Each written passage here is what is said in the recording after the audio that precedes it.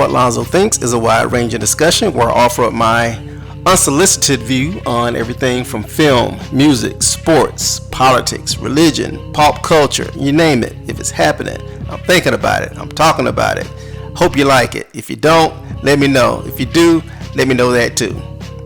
Alright, PRiNCe, Sign of the Times. It's the 9th studio release by PRiNCE, and what I am doing is a retrospective review of every PRiNCE release and only his studio work. It was released on March 30th, 1987, almost a year to the day of the release of Parade, which coincided with Under the Cherry Moon. Now, Sign of the Times was highly anticipated, and by many it is considered to be PRiNCE's magnum opus.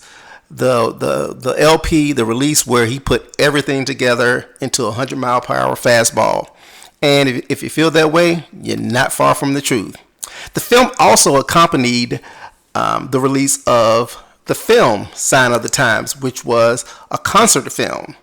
And it is considered by many to be the best concert film ever made. And I 100% agree to that. It is the best concert film I have personally ever seen. And I believe that it is the best ever made. And many critics feel the exact same way. Now, Sign of the Times has a varied, storied history. Before I even get into my review of the songs and my analysis of the work as a whole, it's important to know that the concept for Sign of the Times was originally scheduled to be a 3-disc release, a triple album, and actually it was going to be called Dream Factory. And what happened was when PRiNCE was ready to turn his music into Warner Brothers, they were like, no, you can't do this. That's too much. And they convinced him, well, pretty much ordered him to cut it down to a double album. And this upset PRiNCE a lot because he had this grand plan in place with the Dream Factory sessions to also introduce Camille, which was his female alter ego. And he had all this wonderful music that he had planned out for this big project. And when Warner Brothers refused to go along with this plan, he really kind of, that was the beginning of the end of his relationship with Warner Brothers. It was a long story after that, how they feuded and everything. But that was the beginning of the end when it comes to his relationship with Warner Brothers. He didn't really want to support the LP Sign of the Times. He wasn't really engaged. He did very little promotion for it, did a few videos. He refused to tour. So he actually did the concert film in lieu of touring to support the album. And a lot of people don't know that. He really didn't like Sign of the Times because it wasn't his original vision. So it's important to know that as you listen to this wonderful LP, and it's amazing once you realize that what you're hearing is something that he really didn't want you to hear, not in that particular concept. So he basically did this project under protest. So it's important to know that, and I just wanted to kind of get that out before I got into the analysis of the tracks and everything. All right, the first song is the title track, Sign of the Times. And this is the first time since Controversy that PRiNCE really got into sharing his views on world events and got into social commentary in his music. And during this time, AIDS was really, really big. So he really attacked that in the very first line of the song. In France, a skinny man died of a big disease with a little name. And he kind of goes on from there where he talks about all the things that were happening in the world at the time, how inane some of those things were to him, like the space shuttle exploding and things of that nature. And he kind of encompassed all that in the lyrics of Sign of the Times. And it is a great song. It's a great title track. It was the first release from the LP. And you'd be hard pressed to find anyone who does not like Sign of the Times, the single. It's just a great song, one of his best overall songs. And when it comes to social commentary, it's one of the few songs out there that people can pretty much, put their finger on, and it kind of takes you back to the era that this song was in and what it was about, and it'll take you back to that point. So it's a great opening song to the LP.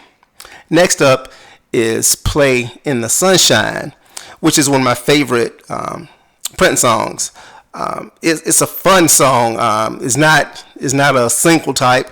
It's definitely filler, but it's great filler. It's one of the most kinetic songs he's ever done. It's just a fun song, and not many people really get into it, and I understand why, because it wasn't really meant to be a hit song.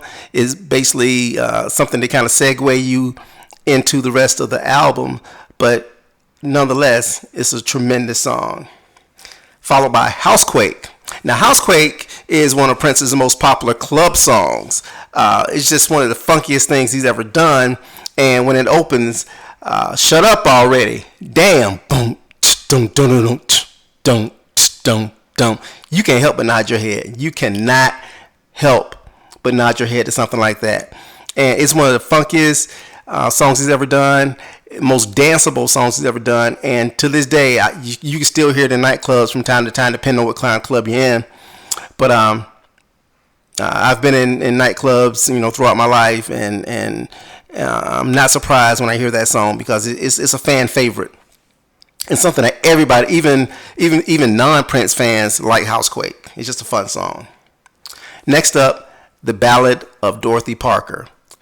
Wow, I can do an entire podcast strictly about this song.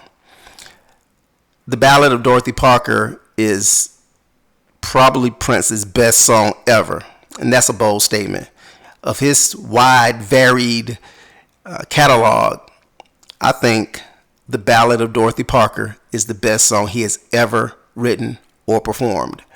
And it's hard to describe this song. And the thing about this song is that a lot of people don't get it. And a lot of people probably don't like it. And the people who do get it and like it are hardcore PRiNCE fans like myself. But it's hard pressed to get anyone who's not a diehard fan to even listen to this song, much less get into it. And I think there's a lot of reasons why, because it is such a deep song. It's about, it's hard to describe what it's about, to be honest with you. It's such a visual song, though, as he is detailing a conflict between himself and his girlfriend and how he deals with it. And I think the song may lose a lot of people because it has a jazzy feel to it. It's not funk. It's not R&B. It's not pop. It's not rock. It's a fusion type song. And it's about the lyrics and about the imagery of this song. And it is just so powerful. And a few weeks ago, when I did the podcast with my buddy, the late, great Sean Hill, we discussed this song in some detail. And I told him, and he agreed with me, that I think The Ballad of Dorothy Parker is the most visual song he's ever done. Because you can basically, if you close your eyes and listen to this song, it takes you exactly where he wants you to go. It takes you exactly into that diner where he is with this waitress, dishwater blonde, tall and fine. And it's a song that a lot of people won't get into, but that doesn't mean it's not magnificent. It is an absolute beast of a song. I think it's the best thing he's ever done, and I will stand by that. It is an absolute masterpiece. The Ballad of Dorothy Parker. If you have not heard it, listen to it, close your eyes, turn the lights off, listen to the fucking song, and you'll understand exactly what I mean. Next up is It. Now, It is just that. It. It's a fun song. It's a sexy song. It's a dirty song. It's a nasty song. He's talking about doing it all night. It's a classic PRiNCE double entendre, nasty, funky, sexy song. It's long. It sounds great. It has a great driving beat to it. His vocals are on point. It's not a single type song, but it's a great follow-up to Dorothy Parker, and its placement on this LP is dead perfect where it is. Starfish and Coffee. Now, Starfish and Coffee is another good companion song to Dorothy Parker. It's another song that I think the casual fan really can get into it because, once again, it's a visual song. But what he's talking about is kind of lighthearted and is more engaging than Dorothy Parker. But once again, it's a song where the casual fan might miss it because the title itself is not a very inviting title. Just like the Ballad of Dorothy Parker is not a very inviting title. Just go back to Dorothy Parker for a second, because Prince actually stated he didn't even know who Dorothy Parker was. And I think the title of that song kind of maybe drove some people away. I think the same thing with Starfish and Coffee. It's definitely not a song that you should skip. It's a great song. It's a visual song, and it's a fun song. Slow Love. Now, Slow Love is one of those forgotten slow jams in Prince's catalog, but that doesn't mean that it's not good. It's an excellent slow jam, one of my favorite slow jams of Prince's. And when you're with your girl and you're in that moment, it's a great song to have on. Next is Forever in My Life. Now, Forever in My Life is a song that's played a lot at weddings and things of that nature. It's a sweet song. It's a heartfelt song, and if you're in love, it's a great song to listen to with your loved one. And like I said, it gets played a lot at weddings, and it gets a lot of requests and those type of atmospheres. And his performance of this song in the film side at times is one of the highlights of the film itself. So it's definitely not a song to be slept on. All right, You Got the Look comes next. Now, You Got the Look was probably the biggest hit from the LP as far as a single. It hit, I think, number 2 or number 3 on the pop chart. It was on the charts forever. It had a great music video with Sheena Easton. It's a duet with Sheena Easton. She sings on the hook with them. And it's once again, it's a fun song. It's catchy. It's danceable. It's definitely for the radio, and it made the impact he wanted it to make. It's one of his most well-known songs, and you still hear it to this day, because a lot of people can relate to a song like that. Okay, next comes the controversial If I Was Your Girlfriend, which, along with Dorothy Parker, is one of the best things he has ever done. Absolutely. And like I said before, this song is another victim of titling. For the closed-minded person who is ignorant and refuses to understand anything, a song like this is going to turn you off, because obviously Prince was always looked at as being androgynous. People always kind of wondered about his sexuality, whether or not he was straight or gay or whatever. So I think when people saw this title, they was like, okay, now he's coming out of the closet. No, he's not coming out of the closet. If I Was Your Girlfriend is one of the deepest, most thought-provoking songs he's ever written, along with Dorothy Parker, and it is an absolute masterpiece. And what he's saying, it's been trying, and I've tried to explain it ad nauseum to anyone who would listen to me. He's not talking about him being a female. He is talking to his lover, asking her, if I was your girlfriend, would you talk to me the way you talk to your girlfriends? He's trying to understand her. He's trying to deepen their relationship by saying, if I was your girlfriend, would you do those things with me? Would you talk to me in a certain way? Would you share those things with me that you share with your girlfriends? Okay, it's a metaphor. It's not him saying, he's not talking to a man saying, if I was your girlfriend. There's nothing gay about it. But when this song was first released as a single back during this era, I heard a lot of stupid people say, well, I knew it. He's gay. He's gay. He's gay. No, couldn't be further from the truth. And I said this in a previous podcast, and it bears repeating. I discussed this with Sean. Prince was a genius. He was a genius. And when you're a genius, I think with being a genius, you're also arrogant. And I think when you're a genius and you're arrogant, you just assume that everybody understands exactly what you're trying to tell them. And I think that was Prince. He was always the smartest person in the room. And I think that when he in songs that he does like this, like Dorothy Parker and like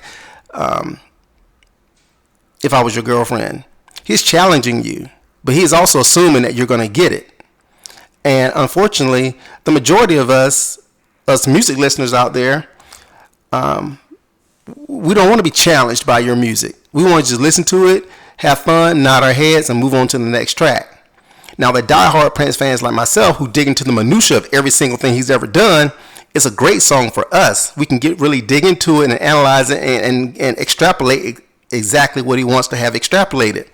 But when you're dealing with a mass audience, which is what your music is out there for, the whole world to listen to, I would say probably 99% of the people are not going to get it, because all they want to do is listen to a nice song and not be challenged and just move on, and it'd be easy to dance to or something like that.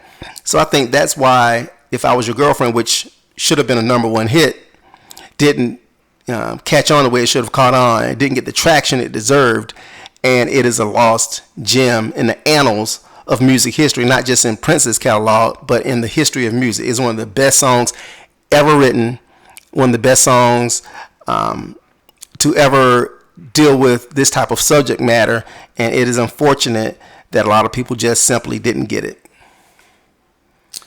Strange Relationship. Once again, this is a lot of folks look at Strange Relationship as being filler. It's not filler. It's another great song about relationships. Baby, I just can't stand to see you happy. More than that, I hate to see you sad. Honey, if you let me, I just might do something rash. What's this strange relationship? That says it all. It's one of his most catchy. It kind of reminds me of Pop Life a little bit, and I'm thinking it may have been written during those Around the World in a Day sessions, and it kind of made its way onto the Sign of the Times catalog. But it's a great song, and don't skip it because you're going to miss out on something great. I Can Never Take the Place of Your Man. Now, this is another one of those kinetic songs, and it's a good companion to Play in the Sunshine. And it's one of the highlights of the film as well. And it's a guitar-driven song. It's a pop song. It's a rock pop song. And once again, with great subject matter. And it's just a fun song to listen to. And it definitely holds up to this day. And it was also the second hit released from the album. It actually made the top 10 as well, along with Sign of the Times, along with You Got the Look. Of the 4 singles released, the only one that didn't hit the top 10 was If I Was Your Girlfriend. The Cross. Now, The Cross is one of Prince's most popular songs, and a lot of folks kind of relate it to Purple Rain, and I see why, because it is a guitar anthem type song, and it's him getting more into religion with this, and it closes out the film Sign of the Times, and once again, it's a great rock anthem. It's powerful, it's driven, and it still holds up to today's standards as well. It's Gonna Be a Beautiful Night. It's one of the most fun songs he's ever done. It kind of reminds me of Baby I'm a Star. It's just a fun, basically it feels like an ad-lib type song, because if you see the movie, the version on the album is from the movie, and it's a live recording, and it's just a very, very fun, powerful song that really gets you going. It's a good song to listen to when you're driving, and or maybe just doing chores around the house, cleaning, something like that. It's a great song to kind of get you pepped up. It's Gonna Be a Beautiful Night. It's a great song. And finally, Adore. Adore is probably in the top 3 or 4 of his all-time ballads. Everybody knows this song. Even the layperson, the nondescript Prince fan knows Adore. It's a beautiful ballad. I Truly Adore You. It's a song that you can play for your girlfriend, for your wife, or at your wedding reception. This song is multi-purpose when it comes to love songs and love ballads, and it's timeless. It is definitely timeless, and it holds up as well as any song he has ever done. And that is it for Sign of the Times, the tracks. So my analysis, for me, Sign of the Times hit me, I think I said this on my previous podcast, it hit me at the wrong time.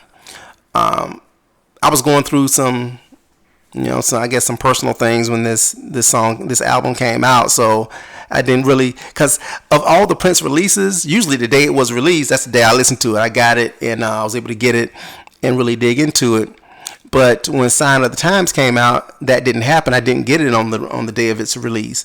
And the reason being is one of my best friends that I've known since, good Lord, kindergarten, first grade, Kerry Johnson, had been in a terrible motorcycle accident, and he was fighting for his life. And that's where my attention was, is fearing the potential loss of my childhood best friend. So when the album got released, I wasn't really focused on it. I didn't care really, because I was just kind of distraught, dealing with those emotions. Thankfully, Kerry survived. He's still alive to this day. My man Kerry, if you're out there listening, what up, dog? But the first time I heard the album was probably a few weeks after it got released, because Kerry had gotten home from the hospital. He had like major surgery and everything. And I went over to his house one day after school, and his girlfriend was there, and she had the cassette. And asked me had I heard it yet. And I'm like, I'm planning on getting into it, but I was going through some things, so hadn't really gotten a chance to get at it yet. So she put it on for me, and played it, and I sat there and listened to the whole thing over at his house. And by the time we got to Housequake, I was hooked. And I was like, oh man, why did I skip out on this one? So, in that regard, PRiNCe Sign of the Times holds a significant space in my heart because of the things I was going through at the time. But at the same time, I didn't really give it the attention it deserved when it first came out. Now, the first time I really gave it a deep analysis and really kind of got into the minutia of it, so actually about 4 or 5 months later, because this was around in March, April, and I joined the military because I graduated from high school a few months after that, and I joined the military. And I was actually in basic training at Lackland Air Force Base, Texas. And I think this was like in maybe mid-July, early August, because during basic training, after the first few weeks, you get what they call base liberty. You can go out and kind of do things on your own and have some fun, listen to music, and have a hamburger and things of that nature, dance. And there was this listening room where you could go, kind of like a library or whatever. You could go and sign out music and listen to it. So I went to this listening room, and of course I Sign of the Times. I got it and I listened to it and put on the headphones. And that was the first time that I really kind of dug into the minutia of it and really kind of started analyzing it and getting deeper into it. Was on that day at Lackland during Base Liberty. And the next time I got into it, a few weeks later, I was on the airplane flying from Texas to Illinois, from basic training to tech school. And I listened to it. I bought it and I listened to it on the flight, because I was terrified of flying at the time. So that kind of got me through it, is listening to Sign of the Times. So the more I listened to it, because during this time in my life I was in a period of big transition, so I really didn't have the time to kind of really dedicate myself to listening as much as I had in the past. So I had these brief moments where I had free time to kind of do these things, and it was with Sign of the Times. And as I kept listening to it, it really, really grew on me more and more and more. And I can agree with the majority and say it's one of his best albums ever.